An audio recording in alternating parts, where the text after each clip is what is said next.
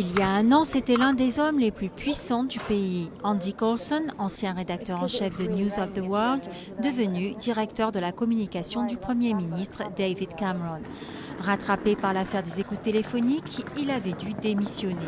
Ce matin, c'est dans ce poste de police qu'il a été entendu, puis arrêté pour son implication dans le scandale.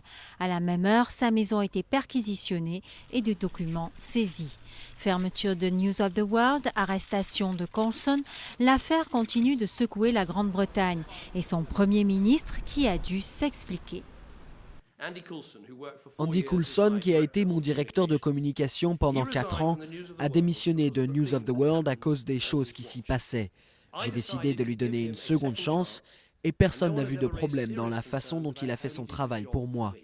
La deuxième chance n'a finalement pas marché et il a dû démissionner de nouveau. C'était ma décision de l'engager et la mienne seulement, et j'en prends la responsabilité complète. David Cameron a aussi annoncé l'ouverture d'une commission d'enquête et promis de moraliser les méthodes de la presse. Le News of the World est soupçonné d'avoir fait écouter quelques 4000 personnes, célébrités, victimes de faits divers, familles de soldats disparus en Afghanistan, et d'avoir aussi corrompu la police.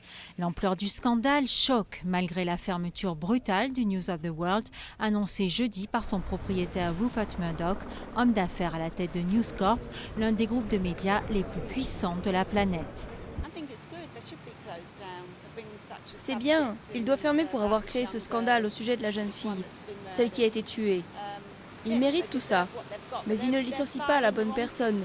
Il devrait se séparer de celle qui dirige, c'est elle qui est responsable.